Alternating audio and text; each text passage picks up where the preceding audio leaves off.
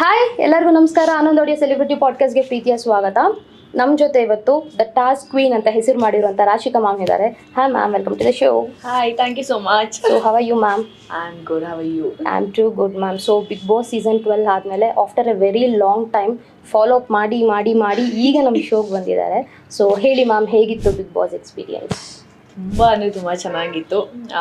ಅದು ಒಂಥರ life time experience. ಮತ್ತೆ ಹೋಗೋಕ್ಕೂ ಆಗಲ್ಲ, ಮತ್ತೆ ಚಾನ್ಸ್ ಕೂಡ ಸಿಗಲ್ಲ ಬಿಗ್ ಬಾಸ್ಗೆ ಹೋಗೋಕ್ಕೆ.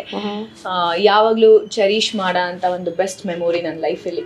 Okay, so full super duper happy ಆಗಿದ್ದಾರೆ ಬಿಗ್ ಬಾಸಿಂದ ಬಂದಮೇಲೆ. ಸೊ ಹೇಗಿದೆ ಜನರ ರೆಸ್ಪಾನ್ಸ್, ಹೇಗಿದೆ ಬಿಗ್ ಬಾಸಿಂದ ಬಂದಮೇಲೆ? ಸೊ ಆಗಿನ ರಾಶಿಕಾಗೂ ಈಗಿನ ರಾಶಿಕಾಗೂ ಎಷ್ಟು ಡಿಫ್ರೆನ್ಸ್ ಅನ್ನಿಸ್ತಿದೆ? ಬಿಗ್ ಬಾಸಿಂದ ಆಚೆ ಬಂದು ನನ್ನ ರೆಸ್ಪಾನ್ಸ್ ಕ್ರೇಜಿ ಆಗಿದೆ. ಎಕ್ಸ್ಪೆಕ್ಟ್ ಕೂಡ ಮಾಡಿರಲಿಲ್ಲ ನಾನು ಇಷ್ಟೊಂದು ಒಳ್ಳೆ ರೆಸ್ಪಾನ್ಸ್ ಸಿಗುತ್ತೆ ಅಂತ.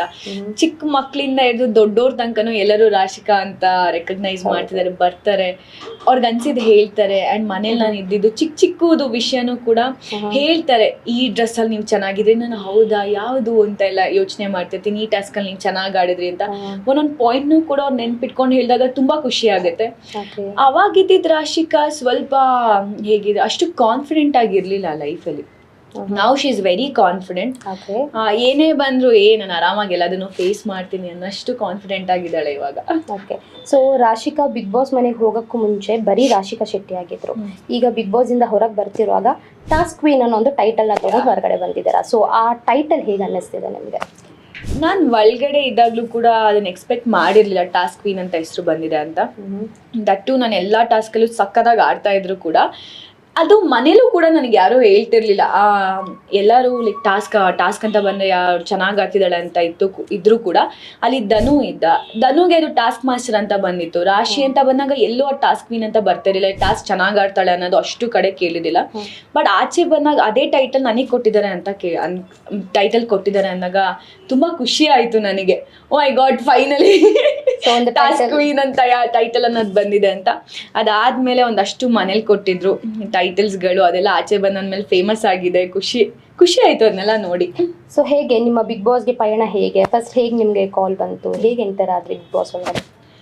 ನನಗೆ ಆ್ಯಕ್ಚುಲಿ ಲಾಸ್ಟ್ ಸೀಸನ್ ಎಲ್ಲ ಕಾಲ್ ಬಂದಿತ್ತು. ಬಟ್ ಆ ಟೈಮಲ್ಲಿ ಮನದ ಕಡೆಯಲ್ಲೂ ಶೂಟ್ ಮಾಡ್ತಿದ್ದೆ, ಹೋಗೋಕ್ಕಾಗ್ತಿರ್ಲಿಲ್ಲ.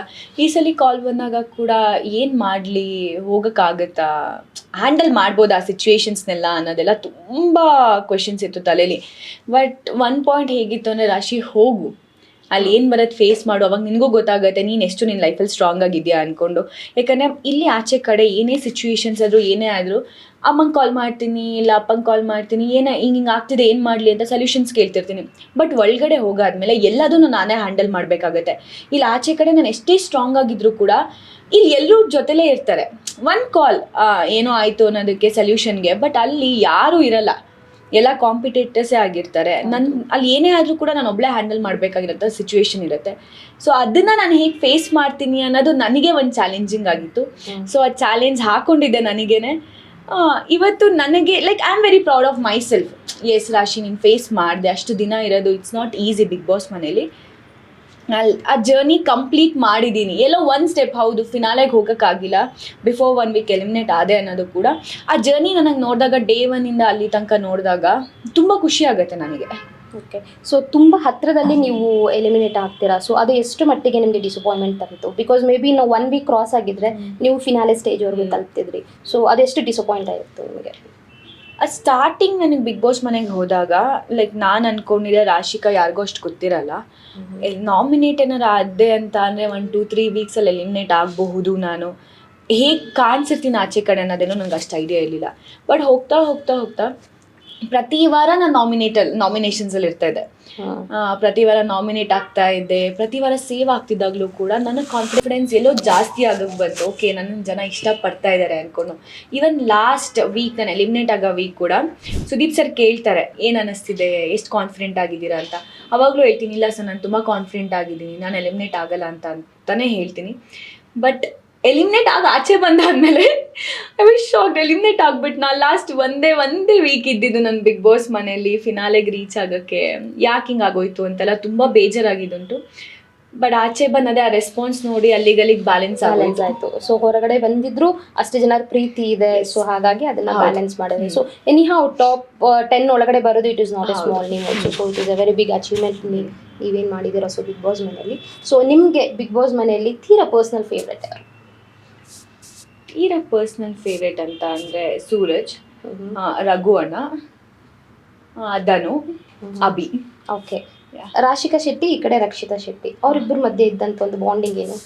ಇಬ್ರು ಶೆಟ್ಟಿ ಸೊ ಆ ಶೆಟ್ಟಿಗೂ ಈ ಶೆಟ್ಟಿಗೂ ಎಲ್ಲಿ ಬಿರುಕಾಯ್ತು ಅಥವಾ ಎಲ್ಲಿ ನಂಟು ಮೂಡ್ತು, ಸೊ ಅದ್ರ ಬಗ್ಗೆ ಹೇಳೋದಾದ್ರೆ?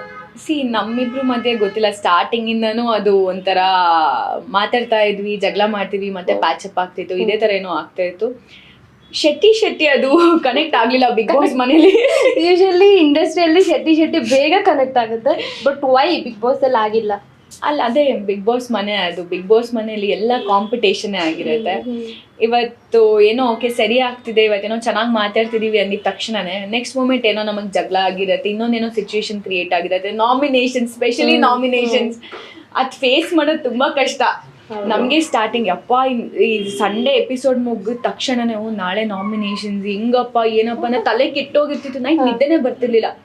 ಸೊ ಆ ಟೈಮಲ್ಲಿ ಮಾತುಗಳು ಬಂದಾಗ ಇರಿಟೇಟ್ ಆಗ್ತಿತ್ತು.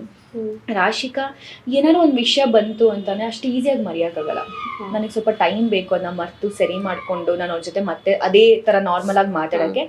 ಸೊ ಅಲ್ಲಿ ಟೈಮ್ ತಗೊಂಡು ನಾವು ನಾರ್ಮಲ್ ಆಗಿ ಬಿಡು ಸ್ವಲ್ಪ ದಿನ ಬಿಟ್ಟು ಮಾತಾಡೋಣ ಅಂತಾನೂ ಹೇಳೋಕ್ಕಾಗಲ್ಲ. ಅಲ್ಲಿ ಜಗಳ ಆಗ್ತಿರುತ್ತೆ, ನಾರ್ಮಲ್ ಆಗಿ ಮಾತಾಡಬೇಕು, ಬಟ್ ಅದು ನನಗೆ ಆಗಲ್ಲ ನಾರ್ಮಲ್ ಆಗಿ ಮಾತಾಡೋಕ್ಕೆ. ಆ ಫ್ರಿಕ್ಷನ್ ಹಾಗೆ ಕಂಟಿನ್ಯೂ ಆಗೋಯ್ತು. ಓಕೆ. ಸೊ ಈಗಲೂ ಬಿಗ್ ಬಾಸ್ ಮನೆಯಲ್ಲಿ ನಡೆದಿರೋಂಥ ಒಂದು ಘಟನೆ ಮರೆಯೋಕ್ಕೆ ಆಗಲ್ಲ ಲೈಫ್ ಟೈಮ್ ಅನ್ನೋದಿದ್ರೆ ಆ ಒಂದು ಗುಡ್ ಮೆಮೊರಿ ಯಾವುದು, ಬ್ಯಾಡ್ ಮೆಮೊರಿ ಯಾವುದು? ಗುಡ್ ಮೆಮೊರಿ ಅಂತ ಬಂದರೆ ನನ್ನ ಫ್ಯಾಮಿಲಿ ರೌಂಡ್. ಓಕೆ. ಅದನ್ನ ನಾನು ಮರೆಯೋಕ್ಕೆ ಸಾಧ್ಯನೇ ಇಲ್ಲ. ಯಾಕೆ ಅಂದರೆ ಆ ಮೂಮೆಂಟ್ ಮತ್ತೆ ನನ್ನ ಲೈಫಲ್ಲಿ ಎಲ್ಲೂ ಸಿಗಲ್ಲ. Because after a very long time family ಬರ್ತಾನೆ, ನಾನು ಅವನ್ನೆಲ್ಲ ಮೀಟ್ ಮಾಡ್ತೀನಿ.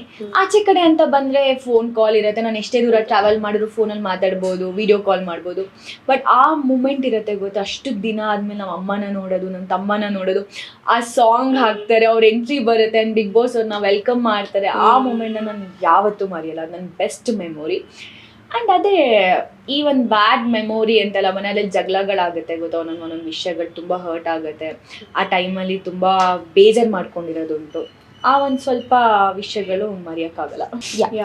ಸೊ ಮ್ಯಾಮ್, ಈಗ ನೀವು ಟಾಸ್ಕ್ ಪೇನ್ ಅಲ್ವಾ, ಸೊ ಹಾಗಾಗಿ ನಾನು ನಿಮ್ಗೊಂದು ತುಂಬ ವೆರಿ ಸ್ಮಾಲ್ ಟಾಸ್ಕ್ ಕೊಡ್ತೀನಿ. ಓಕೆ, ಸೊ ಈ ಟಾಸ್ಕ್ನ ನೋಡೋಣ ಹೇಗೆ ಕಂಪ್ಲೀಟ್ ಮಾಡ್ತೀರಾ ಅಂತ. ಸೊ ಜಸ್ಟ್ ನಾನು ಎಲ್ಲ ಕಂಟೆಸ್ಟೆಂಟ್ಸ್ ನೇಮ್ ಹೇಳ್ತಾ ಹೋಗ್ತೀನಿ, ಒಂದು ಪ್ಲಸ್ ಪಾಯಿಂಟ್, ಒಂದು ಮೈನಸ್ ಪಾಯಿಂಟ್. ಆ ಟಾಸ್ಕ್ಗಿಂತ ಈ ಟಾಸ್ಕ್ ಕಷ್ಟ ಇರುತ್ತೆ. ನೀವು ಇದನ್ನ ಕಂಪ್ಲೀಟ್ ಮಾಡಲೇಬೇಕು. ಓಕೆನಾ?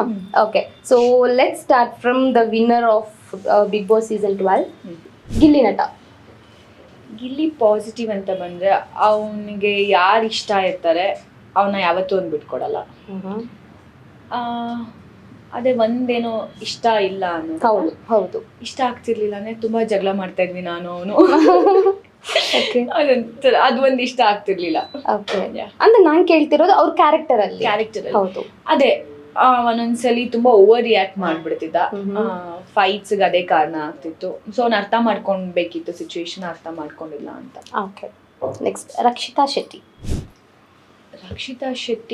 ರಕ್ಷಿತಾ ಕೂಡ ಅಷ್ಟೇ, ಅವಳಿಗೆ ಯಾರು ಇಷ್ಟ ಅವ್ರನ್ನ ಅವಳು ಬಿಟ್ಕೊಡೋದೇ ಇಲ್ಲ ಮನೇಲಿ. ಇಷ್ಟ ಆಗ್ತಿಲ್ಲಿದ್ದು ಅಂದ್ರೆ she is very possessive. Okay. ಅವಳಿಗೆ ಯಾರು ಇಷ್ಟ ಆಗಿರೋ ಜೊತೆ ಯಾರು ಮಾತಾಡಂಗಿರ್ತಿರ್ಲಿಲ್ಲ, ಅದೊಂದು ಇಷ್ಟ ಆಗ್ತಿರ್ಲಿಲ್ಲ. Ashwini Gowda. Ashwini ma'am, she is very caring. Okay. ಇಷ್ಟ ಇಲ್ಲ ಅಂದರೆ ಕೋಪ ಜಾಸ್ತಿ. ಓಕೆ. ಕಾವ್ಯ. ಆ್ಯಕ್ಚುಲಿ ಕಾವ್ಯ ಬಗ್ಗೆ ನಂಗೆ ಅಷ್ಟೊಂದು ಐಡಿಯಾ ಇಲ್ಲ. Okay. No opinion, sorry. Okay. ರಘುನ ವೆರಿ ಪ್ರಾಕ್ಟಿಕಲ್. ಓಕೆ. ಇಷ್ಟ ಆಗ್ತಿರ್ಲಿಲ್ಲ ಅಂದರೆ ಏನು ಹೇಳಿ ಮ್ಯಾಮ್, ಮತ್ತೆ ವಾಪಸ್ ಬಿಗ್ ಬಾಸ್ ಮನೆಗೆ ಹೋಗ್ಬೇಕು, ಏನಾದ್ರು ಒಂಥರ ಯೋಚನೆ ಮಾಡ್ತಾ ಇದ್ದೀನಿ ಮಾಡಿ. ನೀವು ಏನಾದ್ರು ಹೇಳಿ, ಬಟ್ ಟೈಮ್ ತಗೊಂಡು ಹೇಳಿ. ಅವ್ರು ನನಗೆ ಸಪೋರ್ಟ್ ಮಾಡಲಿಲ್ಲ, ಅದಕ್ಕೆ ಅವ್ರು ಒಂದು ಸ್ವಲ್ಪ ಬೇಜಾರಿದೆ ನನಗೆ. ಓಕೆ, ಅಷ್ಟೇ. Dhanush is very calm person. ಇಷ್ಟ ಆಗಿರ್ಲಿಲ್ಲ, ನಾನು ಸ್ವಲ್ಪ ಮಾತಾಡ್ಬೇಕಿತ್ತು, ಮಾತಾಡಲಿಲ್ಲ. ಓಕೆ, ಇನ್ನು ಸ್ವಲ್ಪ ಟೈಮ್ ಬೇಕಿತ್ತು. ಓಕೆ. ನಿಮ್ಮ ಬಗ್ಗೆ ರಾಶಿಕಾನ ಹೇಳಿ. ಅವಳ ಬಗ್ಗೆ ಇಷ್ಟ ಆಗಲ್ಲ ಅಂದ್ರೆ ಅವಳಿಗೆ ಕೋಪ ಜಾಸ್ತಿ, ಸ್ವಲ್ಪ ಕೋಪ ಜಾಸ್ತಿ ಅಷ್ಟೇ. ಅದು ಒಂದೇ, ಅದನ್ನ ಸ್ವಲ್ಪ ಕಡಿಮೆ ಮಾಡ್ಕೊಬೇಕು. ಇಷ್ಟ ಆಗ್ತಿದ್ದು? She is very sweet. Nice. Okay okay Spandana. Spandana like she's pretty ಚೆನ್ನಾಗಿ ಮಾತಾಡ್ತಾ ಇದ್ಲು. ಇಷ್ಟ ಆಗ್ತಿರ್ಲಿಲ್ಲ ಅಂದಿದ್ರೆ ಸಿಚುವೇಶನ್ಸ್ ಹ್ಯಾಂಡಲ್ ಮಾಡಲಿಲ್ಲ ಕರೆಕ್ಟಾಗಿ. ಓಕೆ ಮಾಲು. ಮಾಲು ಅನ್ನ ವೆರಿ ಪಾಸಿಟಿವ್ ಪರ್ಸನ್. ಓಕೆ ಇಷ್ಟ ಆಗಿಲ್ಲ ಅಂತ ಅಂದರೆ ದಟ್ ನೀವು ಹೆಂಗೆ ಮಾಡ್ತಿದ್ದೀರೋ ಗೊತ್ತಾಗ ನಾನು ಡೇ ಒನ್ನಿಂದ ಅವ್ರನ್ನೆಲ್ಲ ನೆನೆಸ್ಕೊಂಡು ಎಲ್ಲ ಮರ್ತೋಗ್ಬಿಟ್ಟಿತ್ತು. ಥಿಂಕ್ ಮಾಡಿ ಮಾತಾಡೋ ಜಾಗದಲ್ಲಿ ಮಾತಾಡಲಿಲ್ಲ. ಓಕೆ ಅಭಿಷೇಕ್. ಅವಿ ವೆರಿ ಜೆನ್ಯೂನ್ ಪರ್ಸನ್. ಇಷ್ಟ ಆಗಿಲ್ಲ ಅಂತ ಏನೂ ಇಲ್ಲ, ಬಟ್ ಎಲ್ಲೊಂಚೂರು ಸೈಲೆಂಟ್ ಆಗ್ಬಿಟ್ಟ ಮನೇಲಿ. ಓಕೆ ಜಾಹ್ನವಿ. ನನಗೆ ಇಷ್ಟ ಇರೋದು ಅಂತ ಏನೂ ಇಲ್ಲ. ನನಗೆ ಇಷ್ಟ ಇಲ್ಲ ಅಂತ ಅಂದರೆ ಸಿಚುವೇಶನ್ನ ಹ್ಯಾಂಡಲೇ ಮಾಡೋಕ್ಕೆ ಬರಲಿಲ್ಲ ಅವ್ರಿಗೆ. ಸುಮ್ಮನೆ ಅವ್ರಿಗೆ ಅನಿಸಿದ್ದೇ ಸರಿ ಅಂತ ಹೇಳಿದ್ರು. Chandraprabha. Very humble and caring. Okay ಅವರಲ್ಲಿ ಏನೂ ನೆಗೆಟಿವ್ ಇಲ್ಲ. ಓಕೆ ಮಲ್ಲಮ್ಮ. Sweetheart. ಅವರಲ್ಲೂ ಏನೂ ನೆಗೆಟಿವ್ ಇಲ್ಲ. Okay very good. Manju. Manju ಅಕ್ಕ ಸಿಸ್ಟರ್. Very matured person. ಅವ್ರ ಥಿಂಕಿಂಗ್ ತುಂಬ ಇಷ್ಟ ನನಗೆ. ಅವರಲ್ಲೂ ನನಗೇನು ಅಷ್ಟು ಕಾಣಿಸಿಲ್ಲ. ಅಂದ್ರೆ ಇವ್ರ ಜೊತೆ ಎಲ್ಲ ಬೆರ್ತಿರೋದು ಸ್ವಲ್ಪ ಕಡಿಮೆ, ಯಾಕಂದ್ರೆ ಬೇಗ ಎಲಿಮಿನೇಟ್ ಆಗಿರೋದ್ರಿಂದ. ಓಕೆ ಸತೀಶ್. ಸತೀಶ್ ಅವ್ರ ಬಗ್ಗೆ ಹಿಂಗೆ ಮಾತಾಡ್ಬೇಕಾದ್ರೆ ನಾನೊಂದಷ್ಟು ಲಕ್ಷ ತಗೊಂಡ್ಬಿಟ್ಟು ಮಾತಾಡ್ಬೇಕು. ಅಷ್ಟು ಲಕ್ಷ ನನಗೆ ಕೊಡಿ, ನಾನು ಅವ್ರ ಬಗ್ಗೆ ಮಾತಾಡ್ತೀನಿ. Super sir. ಈ ಶೋ ನೋಡ್ತಿದ್ರೆ ನಿಮ್ ಬಗ್ಗೆ ಮಾತಾಡ್ಬೇಕು ಅಂದ್ರೆ ದಯವಿಟ್ಟು ಮ್ಯಾಮ್ಗೆ ಈಗಲೇ ಫೋನ್ ಪೇ ಮಾಡಿ ನಿಮ್ ಬಗ್ಗೆ ಇನ್ನೂ ಹೆಚ್ಚು ಮಾತಾಡ್ಸ್ತೀವಿ. ಹೌದು, ಒಂದಷ್ಟು ಲಕ್ಷ ನನಗೂ ಕೊಡಿ. ಆಮೇಲೆ ಅವ್ರು ಇದನ್ನೇ ಅವ್ರ ಆಶಿಕ್ ಅವ್ರು ಇಷ್ಟು ಲಕ್ಷ ಕೇಳಿದ್ರು ಅಂತ ಹೇಳ್ತಾರೆ. ಪಕ್ಕ. ಓಕೆ ನೆಕ್ಸ್ಟ್ ಆರ್ಜೆ ಅಮಿತ್ ಜೊತೆ ನಂಗೆ ಟೈಮೇ ಸಿಗ್ಲಿಲ್ಲ ಮಾತಾಡಕ್ಕೆ. ಓಕೆ ಐ ಥಿಂಕ್ ಅವ್ರ ಜೊತೆ ಆಚೆ ಬಂದಾದ್ಮೇಲೆ ಸ್ವಲ್ಪ ಮಾತಾಡಿದ್ರಲ್ಲಿ ನೋಡಿದ್ರೆ ಈಸ್ ಅ ಪಾಸಿಟಿವ್ ಪರ್ಸನ್ ಅಂತ ಅನಿಸ್ತು ನನಗೆ. ಓಕೆ ಕರಿಬಸಪ್ಪ. ನೆಗೆಟಿವ್ ನನಗೆ ಗೊತ್ತಿಲ್ಲ, ಬಟ್ ಪಾಸಿಟಿವ್ ಸೈಡ್ ಅಂತ ಹೇಳಬೇಕು ಅಂದರೆ ನಿಷ್ಕಲ್ಮಶ. ಅವ್ರ ಮನಸ್ಸಲ್ಲಿ ಏನೂ ಬೇರೆ ಥರ ಏನೂ ಇಲ್ಲ. ತುಂಬ ಚೆನ್ನಾಗಿ ಮಾತಾಡ್ತಾರೆ, ಅವ್ರಿಗೆ ಅನ್ಸಿದ್ನ ಹೇಳ್ತಾರೆ. Okay and Ashwini. Oh my good friend. Okay ಸಕ್ಕತ್ತಾಗಿ ಮಾತಾಡ್ತಾರೆ. ಇಷ್ಟ ಆಗಿಲ್ಲ ಅನ್ನೋದು ಅಶ್ವಿನಿಲೂ ಏನೂ ಇಲ್ಲ. ನನಗೆ ಆಕ್ಚುಲಿ ಮನೇಲಿ ಏನಾದ್ರು ಹಂಗೆ ಜರ್ನಿ ಕಂಟಿನ್ಯೂ ಆಗಿದೆ, ನಂದು ಅಶ್ವಿನಿ ಬಾಂಡಿಂಗ್ ತುಂಬಾ ಚೆನ್ನಾಗಿರ್ತಿತ್ತು. ಓಕೆ ಸೊ ಇಷ್ಟು ಜನರಲ್ಲಿ ತುಂಬಾ ಬೇಗ ಮಿಸ್ ಮಾಡ್ಕೊಂಡೆ ಅನ್ನೋ ಒಂದು ಕಂಟೆಸ್ಟೆಂಟ್ ಯಾರು? ಅದೇ ಅಶ್ವಿನಿ ಮತ್ತೆ ಮಂಜು ಅಕ್ಕ. ಓಕೆ ಸೊ ಅವರು ಇನ್ನೂ ಹೆಚ್ಚು ಕಾಲ ನಿಮ್ಮ ಜೊತೆ ಬಂದಿದ್ರೆ ಇನ್ನೂ ಚೆನ್ನಾಗಿರುತ್ತೆ. ಸೊ ಜರ್ನಿ ಇನ್ನೂ ಚೆನ್ನಾಗಿರ್ತಿತ್ತು. Okay so super ma'am. So ಇದರಲ್ಲಿ ಟಾಸ್ಕ್ ಕ್ವೀನ್ ಎಲ್ಲ ಕಂಪ್ಲೀಟ್ ಮಾಡಿದ್ದಾರೆ. ಟಿಕ್. ಓಕೆ ಮ್ಯಾಮ್, ಈಗ ನಿಮಗೆ ಪರ್ಸ್ನಲಿ ನಾನು ಕೇಳ್ತೀನಿ ಆಯ್ತಾ, ನಿಮಗೆ ವೆಸ್ಟರ್ನ್ ಲುಕ್ ಇಷ್ಟನಾ ಅಥವಾ ಫುಲ್ ಮಾಡರ್ನ್ ಟ್ರೆಡಿಷನಲ್ ಆಗಿರೋಂಥ ಒಂದು ಲುಕ್ ಇಷ್ಟನಾ? ಟ್ರೆಡಿಷನಲ್. ನನಗೆ ಬಿಂದಿ, ಹೂವು, ಫುಲ್ ಬಳೆ, okay silk sari. Okay so ಈಗ ಬಿಗ್ ಬಾಸ್ ಇಂದ ಹೊರಗೆ ಬಂದ್ಮೇಲೆ ಆ ರೀತಿ ರೆಡಿ ಆಗಿದ್ದೀರಾ? ಆಗಿದ್ದೆ ನಾನು. ಎಸ್. ಈಗ ನಮ್ಮ ಹೆಣ್ಣು ಮಕ್ಕಳಿಗೆ ಒಂದು 5 ಟಿಪ್ಸ್ ಕೊಡೋದಿದ್ರೆ, ಬ್ಯೂಟಿ ಟಿಪ್ಸ್ ಮಾತ್ರ, ಏನು ಕೊಡ್ತೀರಾ? ಚೆನ್ನಾಗಿ ನೀರು ಕುಡೀರಿ, ಪಾಸಿಟಿವ್ ಬಗ್ಗೆ ಮಾತ್ರ ಯೋಚನೆ ಮಾಡಿ. ಗೊತ್ತು ನಂಗೆ ಇದನ್ನೆಲ್ಲ ಹೇಳೋದು ತುಂಬ ಈಸಿ ಅಂತ, ನಾನು ಹೇಳ್ತೀನಿ, ನಾನು ಮಾಡೋಣ. ಫೋನ್ ಸ್ವಲ್ಪ ಕಡಿಮೆ ಯೂಸ್ ಮಾಡಿ, ಅದರಿಂದ ಸ್ಕಿನ್ ಎಫೆಕ್ಟ್ ಆಗುತ್ತೆ, ಕಣ್ಗಳು. ಅಷ್ಟೇ, ಆರಾಮಾಗಿರಿ, ಚಿಲ್, ಒಂದೇ ಲೈಫ್, ಖುಷಿಯಾಗಿರಿ. ಅಪ್ಪ ಅಮ್ಮನ ಜೊತೆ, ಫ್ಯಾಮಿಲಿ ಜೊತೆ ಜಾಸ್ತಿ ಟೈಮ್ ಸ್ಪೆಂಡ್ ಮಾಡಿ. ಓಕೆ, ಇಷ್ಟು ಹೇಳಿದ್ರೆ ನಿಮ್ಮ ಕಂಟೆಸ್ಟೆಂಟ್ಸ್ ಬಗ್ಗೆ ಹೇಳಿದ್ರೆ, ಸೊ ಈಗ ಎಲ್ಲರೂ ವೆಯ್ಟ್ ಮಾಡ್ತಾ ಇರೋಂಥ ಕಿಚ್ಚ ಸುದೀಪ್ ಸರ್ ಬಗ್ಗೆ ಹೇಳೋದಾದ್ರೆ ಏನು ಹೇಳ್ತೀರಾ? ಅದು ನಿಮ್ಮ ಬಾಯಲ್ಲಿ ಏನು ಕೇಳ್ಬೋದು ನಾವು? ನಾನು ಸುದೀಪ್ ಸರ್ ಫ್ಯಾನ್. ಓಕೆ, ಹೋಗೋಕ್ಕಿಂತ ಮುಂಚೆನೂ ಬಂದಾದ್ಮೇಲೆ ದೊಡ್ಡ ಫ್ಯಾನ್ ಆಗಿದ್ದೀನಿ. ಎಲ್ಲರೂ ಬಿಗ್ ಬಾಸ್ ಹೋಗಿರೋರಾಗಿರಲಿ, ನಮ್ಮ ಸೀಸನಲ್ಲಿ ಇದ್ದವರು ಎಲ್ಲರೂ ಕೂಡ ಇದಂತೂ ಶ್ಯೂರ್ ಯಾವಾಗ ಮತ್ತೆ ಸ್ಯಾಟರ್ಡೆ ಆಗುತ್ತೆ ಅಂತ ಕಾಯ್ತಾ ಇರ್ತೀವಿ. ಯಾಕಂದರೆ ಸುದೀಪ್ ಸರ್ ಮೀಟ್ ಮಾಡೋಕ್ಕೆ ವೆಯ್ಟ್ ಮಾಡ್ತಿರ್ತೀವಿ.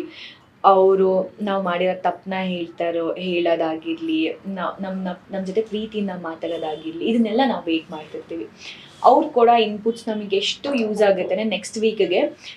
ಅಂದರೆ ಅವರು ಏನು ಹೇಳ್ತಾರೆ ಆ ನೆಕ್ಸ್ಟ್ ವೀಕ್ ನಾವು ಹಾಗೆ ಇರೋ ಥರ ಆಗಿರಲಿ, ಅದು ನಮ್ಮ ಜರ್ನಿ ತುಂಬ ಇಂಪಾರ್ಟೆಂಟ್ ಆಗುತ್ತೆ. ಆ್ಯಂಡ್ ಅಷ್ಟು ವಾರಗಳು ನಾವು ಸರ್ನ ಮೀಟ್ ಮಾಡ್ತಾ ಇಲ್ವಲ್ಲ, ತುಂಬ ಖುಷಿ. ಇವಾಗ ಅಯ್ಯೋ ಮತ್ತೆ ಯಾವಾಗ ಸಿಗುತ್ತೆ ಚಾನ್ಸ್ ಸುದೀಪ್ ಸರ್ನ ಮೀಟ್ ಮಾಡೋದು ಅಂತೆಲ್ಲ ಫೀಲ್ ಆಗುತ್ತೆ. ಆ ಒಂದು ಅಷ್ಟು ವಾರಗಳು ಏನಿರ್ತೀವಿ ಅಲ್ಲ ತುಂಬ ಸ್ಪೆಷಲ್ ಆಗಿರುತ್ತೆ ನಮಗೆ. ಬಿಕಾಸ್ ಪ್ರತಿ ವಾರ ಸುದೀಪ್ ಸರ್ನ ಮೀಟ್ ಮಾಡ್ತಿರ್ತೀವಿ, ಸುದೀಪ್ ಸರ್ ಜೊತೆ ಮಾತಾಡಕ್ಕೆ ನಮಗೆ ಟೈಮ್ ಸಿಗುತ್ತೆ, ಮತ್ತೆ ಸಿಗಲ್ಲ ಅದು. ನಿಜ ನಿಜ ಹೌದು. ಬಾದ್ಶಾ. ಓಕೆ, ಸೊ ಇಷ್ಟಿತ್ತು ನಿಮ್ಮ ಬಿಗ್ ಬಾಸ್ನ ಜರ್ನಿ. ಸೊ ಈಗ ರಾಶಿಕನ ಹಳೆ ಲೈಫಿಗೆ ಹೋಗುವಂಥ ಒಂದು ಸಮಯ. ಸೊ ಹೇಳಿ, ನಿಮ್ಮ ಒಂದು ಚೈಲ್ಡ್ಹುಡ್ಡಿಂದ ಈಗ ಇರೋಂಥ ರಾಶಿಕವರೆಗೂ, ಸೊ ನಿಮ್ಮ ಚೈಲ್ಡ್ಹುಡ್ ಹೇಗಿತ್ತು ನಿಮ್ಮ ಚೈಲ್ಡ್ಹುಡ್? ಚೈಲ್ಡ್ಹುಡ್ ಅಂತ ಬಂದರೆ ನಾನು ಹುಟ್ಟಿದ್ದು ಚಿಕ್ಕಮಂಗ್ಳೂರಲ್ಲಿ. ಅಲ್ಲಿಂದ ತನನಂ ಸಿನಿಮಾದಲ್ಲಿ ಕಂಡೆ ಕಂಡೆ ಗೋವಿನ ಸಾಂಗ್ ಮಾಡ್ತೀನಿ ರಮ್ಯಾ ಮ್ಯಾಮ್ ಜೊತೆ. ಅಲ್ಲಿಂದ ಫಸ್ಟ್ ಸ್ಟ್ಯಾಂಡರ್ಡ್, ಅಲ್ಲಿಂದ ನನ್ನ ಜರ್ನಿ. ಓಕೆ, ನಾನು ರಮ್ಯಾ ಮ್ಯಾಮ್ನ ಮೀಟ್ ಮಾಡ್ಬೇಕಂತ ಅವಾಗ ಥಾಟ್ ಬಂದಿದ್ದು ನನಗೆ. ಓಕೆ, ಸೊ ಅದು ಹಾಗೆ ಕಂಟಿನ್ಯೂ ಆಯಿತು. ಸ್ವಲ್ಪ ನಾಟಿ, ತರ್ಲೆ, ಸೈಲೆಂಟ್ ಆಗಿದ್ದಿದ್ದು ಹುಡುಗಿನೇ ಅಲ್ಲ ನಾನು. ಮನೇಲೂ ಸಿಕ್ಕಾಪಟ್ಟೆ ಎಲ್ಲರಿಗೂ ಹಿಂಸೆ ಕೊಡ್ತಿರ್ತೀನಿ, ಟಾರ್ಚರ್ ಕೊಡ್ತಿರ್ತೀನಿ ಎಲ್ಲರಿಗೂ ನಾನು. ಸೊ ಈ ಥರ ಬೆಳೆದಿದ್ದಂಥ ಹುಡುಗಿ. ಅಲ್ಲಿಂದ ಅದಾದಮೇಲೆ 4th ಇರ್ಬೇಕಾದ್ರೆ ನಾನು ಮೈಸೂರಿಗೆ ಶಿಫ್ಟ್ ಆಗ್ತೀವಿ, ಅಪ್ಪ ಅಮ್ಮ ಎಲ್ಲರೂ ಕೂಡ. ಅವಾಗ ಒಂದಷ್ಟು ತಲೆಗಳು ಮಾಡಿ ಸ್ಕೂಲ್ಗೆ ಹೋಗೋಕ್ಕೆ ಲೀವ್ ಹಾಕೋಕ್ಕೆ ಒಂದಷ್ಟು ರೀಸನ್ಸ್ಗಳು ಮನೇಲಿ ಕೊಟ್ಟು ಅವಾಗಲೇ ಅಷ್ಟೆಲ್ಲ ಮಾಡಿದ್ದೆ ನಾನು. ಯಾಕಂದರೆ ನಾನು ಚಿಕ್ಕಮಂಗ್ಳೂರಿಗೆ ಬರಬೇಕಿತ್ತು, ಮೈಸೂರಲ್ಲಿ ಇರೋಕ್ಕೆ ಇಷ್ಟ ಇರ್ತಿರ್ಲಿಲ್ಲ. ಸೊ ಈ ಥರ ನನ್ನ ಲೈಫ್ ಸ್ಟೈಲ್ ಇದ್ದಿದ್ದು. ಅದಾಗ ಅದೇ ನಮ್ಮ ಮನೇಲಿ ಹೇಳ್ತೀನಿ, ನಾನು ಇಂಡಸ್ಟ್ರಿಗೆ ಬರಬೇಕು ಅನ್ನೋದೆಲ್ಲ ಬಾಯಿಗೆ ಬಂದಂಗೆ ಬಯಸ್ಕೊಬಿಟ್ಟಿದೆ.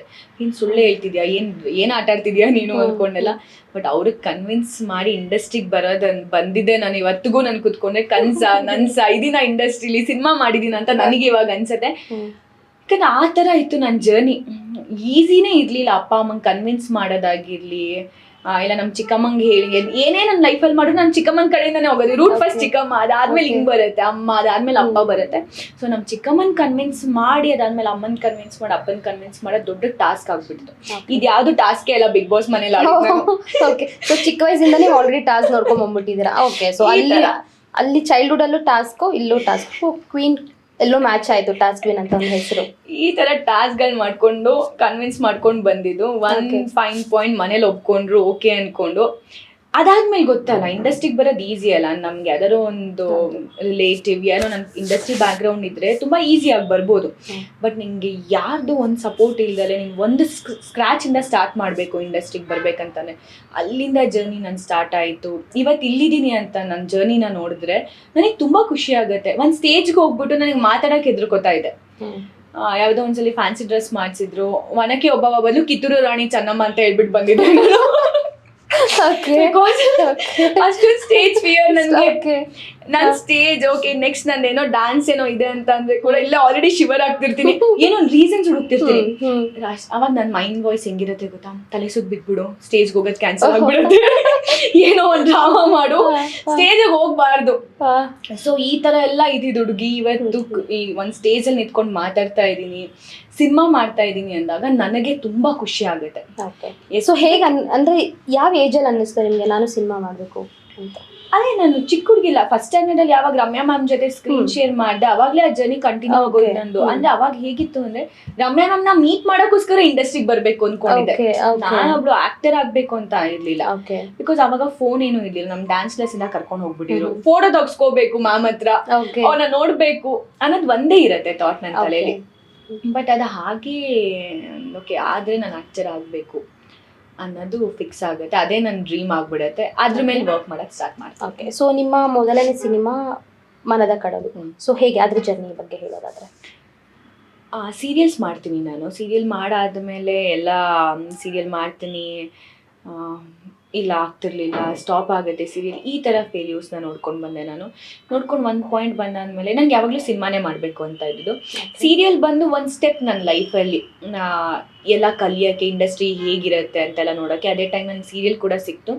ಅಲ್ಲಿ ಎಷ್ಟಾಗತ್ತೆ ಅಷ್ಟು ನಾನು ಕಲಿತೆ. ಒಂದು ಪಾಯಿಂಟ್ ನಂಗೆ ಸಿನಿಮಾ ಮಾಡಬೇಕು ಅಂತ ಇದ್ದಿದ್ದರಿಂದ ಸೀರಿಯಲ್ನೆಲ್ಲ ಬಿಟ್ಟು ನಾನು ನನ್ನ ಲೈಫ್ ಮೇಲೆ ಕಾನ್ಸಂಟ್ರೇಟ್ ಮಾಡೋಕ್ಕೆ ಸ್ಟಾರ್ಟ್ ಮಾಡ್ತೀನಿ. ಇಂಡಸ್ಟ್ರಿಗೆ ಬರೋಕ್ಕೆ ಅದಕ್ಕೆ ಆ ಜರ್ನಿಗೆ ನನಗೇನು ಇಂಪಾರ್ಟೆಂಟ್ ಆಗುತ್ತೆ ನಾನು ಅದನ್ನೆಲ್ಲ ಕಲಿಯೋಕ್ಕೆ ಸ್ಟಾರ್ಟ್ ಮಾಡ್ತೀನಿ. ಒಂದು ಆ್ಯಡ್ ಶೂಟ್ ಮಾಡ್ತೀನಿ. ಅಲ್ಲಿ ನನಗೆ ಸಂತೋಷ್ ರಾಯ್ ಪತಾಜೆ ಸರ್ ಅವರು DOP ಆಗಿರ್ತಾರೆ. ಅವ್ರು ನನಗೆ ಹೇಳ್ತಾರೆ, ಈ ಥರ ಯೋಗರಾಜ್ ಸರ್ ಸಿನಿಮಾ ಮಾಡ್ತಾ ಇದ್ದೀವಿ, ಒಂದು ಕ್ಯಾರೆಕ್ಟರ್ ಇದೆ ಮಾ ಅಂತೆಲ್ಲ. ಆವಾಗ ಅವ್ರ ಕಡೆಯಿಂದ ಕಾಲ್ ಬರುತ್ತೆ. ನೆಕ್ಸ್ಟ್ ಡೇ ನಾನು ಹೋಗಿ ಲುಕ್ ಟೆಸ್ಟ್ ಕೊಡ್ತೀನಿ. 1-2 ಸಲ ಲುಕ್ ಟೆಸ್ಟ್ ಆಗುತ್ತೆ. ಆವಾಗ ಯೋಗರಾಜ್ ಸರ್ ಹೇಳ್ತಾರೆ, ಈ ಕ್ಯಾರೆಕ್ಟರಿಗೆ ಪರ್ಫೆಕ್ಟ್ ಸೂಟ್ ಆಗ್ತೀರಾ ನೀವು, ಈ ಡೇಟ್ಸ್ ಎಲ್ಲ ಫ್ರೀ ಮಾಡ್ಕೊಡಿ ನೀವು ಅಂತ ಹೇಳ್ತಾರೆ. ಬಟ್ ನನಗೆ ಗೊತ್ತಿರತ್ತಲ್ಲ ಆಗತ್ತೋ ಆಗಲ್ವೋ. ಬಟ್ ಆದ್ರೂ ಫಸ್ಟ್ ಫಿಲಿಮ್ ನೀವು ಅಂತ ಒಂದು ದೊಡ್ಡ ಡೈರೆಕ್ಟರ್ ಕೆಳಗೆ ಕೆಲಸ ಮಾಡ್ತೀರಾ, ಸೊ ಅದ್ರ ಅನುಭವ ಹೇಗೆ? ಅದೇ ನನ್ನ ಜರ್ನಿ ಹೇಗಿತ್ತು ಅಂದರೆ, ಶೂಟಿಂಗ್ ಹೋಗೋ ತನಕನೂ ನಂಗೆ ಐ ವಾಸ್ ನಾಟ್ ಶ್ಯೂರ್ ಆಗುತ್ತೆ, ಯಾಕಂದರೆ ತುಂಬ ಥರ ನೋಡ್ಬಿಟ್ಟಿದೆ ನಾನು ಆಲ್ರೆಡಿ. ಓಕೆ ಆಗಿರೋದು, ಆಮೇಲೆ ಸಡನ್ ಆಗಿ ಇಲ್ಲ ರೀಪ್ಲೇಸ್ ಆಗಿದ್ದು, ಈ ಥರ ಎಲ್ಲ ನೋಡಿದ್ರಿಂದ ನನಗೆ ಅವ್ರು ಹೇಳಿದಾಗ ಎಸ್ ಖುಷಿ ಇದೆ. ಅಪ್ಪ ಅಮ್ಮಂಗೂ ಹೇಳಿಲ್ಲ ನಾನು ಹಿಂಗಾಗಿದೆ, ಐ ಮೀನ್ ಅಪ್ಪಂಗೆ ಹೇಳಿರ್ಲಿಲ್ಲ, ಅಮ್ಮಂಗೆ ಗೊತ್ತಿತ್ತು, ಯಾಕಂದ್ರೆ ಅಮ್ಮನ ಜೊತೆ ಹೋಗಿದ್ದೆ ನನ್ನ ಸ್ಟೋರಿ ಎಲ್ಲ ಕೇಳಕ್ಕೆ. ಮನೇಲಿ ಯಾರಿಗೂ ಹೇಳಿಲ್ಲ, ನಮ್ಮ ಚಿಕ್ಕಮ್ಮಂಗೆ ಯಾರಿಗೂ ಹೇಳಿರ್ಲಿಲ್ಲ. ಶೂಟಿಂಗ್ ದಿನ ಹೇಳಿದ್ದು ಓಕೆ ಈ ತರ ಆಗಿದೆ, ಪೂಜೆ ಎಲ್ಲ ಆಯ್ತು, ಮುಹೂರ್ತ ಆಯ್ತು. ಅವಾಗ ನಾನು ಹೇಳ್ದೆ ಅಪ್ಪಂಗೆ ಓಕೆ ಆಗಿದೆ, ನಾನು ಹೋಗ್ತಾ ಇದ್ದೀನಿ ಅನ್ಕೊಂಡು. ಅಷ್ಟು ಭಯ ಆಯ್ತು ನನ್ನ ಲೈಫಲ್ಲಿ, ಅಷ್ಟು ಫೇಲ್ಯೂರ್ಸ್ ನಾನು ನೋಡ್ಬಿಟ್ಟಿದ್ದೆ. ಬಟ್ ಯೋಗರಾಜ್ ಸರ್ ಸಿನಿಮಾ ಅನ್ನೋದು ನನ್ನ ಡೆಬ್ಯೂ ಸಿನಿಮಾ ಅನ್ನೋದು ನಾನು ತುಂಬಾ ಲಕ್ಕಿ.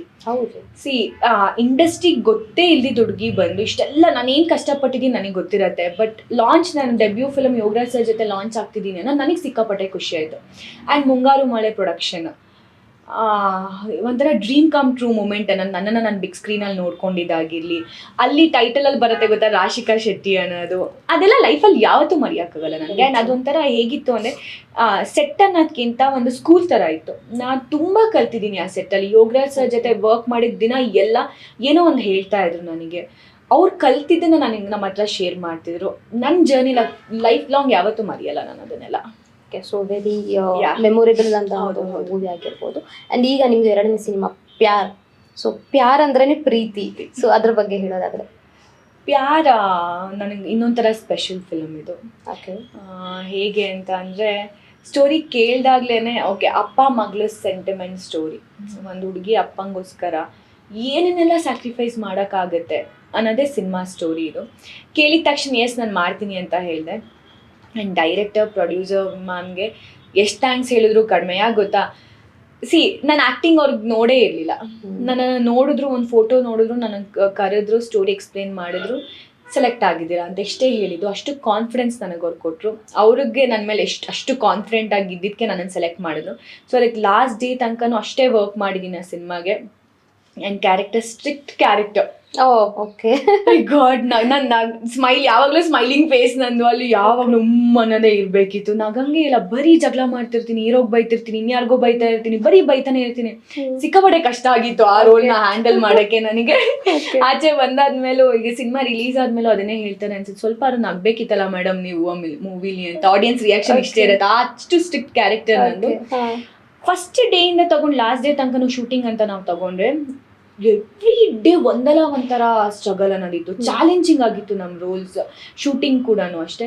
ಇವತ್ತೆಲ್ಲೋ ಶೂಟ್ ಮಾಡ್ತಿರ್ತೀವಿ, ಸಡನ್ ಆಗಿ ಇನ್ನೊಂದು ಕಡೆ ಶೂಟ್ ಮಾಡ್ತೀವಿ. ಬರೀ ಟ್ರಾವೆಲಿಂಗ್ ಇತ್ತು, ತುಂಬ ಟ್ರಾವೆಲ್ ಮಾಡಿದೀವಿ ನಾವು ಸಿನಿಮಾದ ಲೊಕೇಶನ್ಸ್. ಹೌದು, ಕಾಶ್ಮೀರ್, ರಾಜಸ್ಥಾನ್, ಅಂಡಮಾನ್, ಮುರುಡೇಶ್ವರ, ಈ ಥರ ಚಿಕ್ಕಮಂಗ್ಳೂರು, ತುಂಬ ಅಂದರೆ ತುಂಬ ನಾವು ಚಾಲೆಂಜಸ್ನ ಫೇಸ್ ಮಾಡಿದ್ದೀವಿ.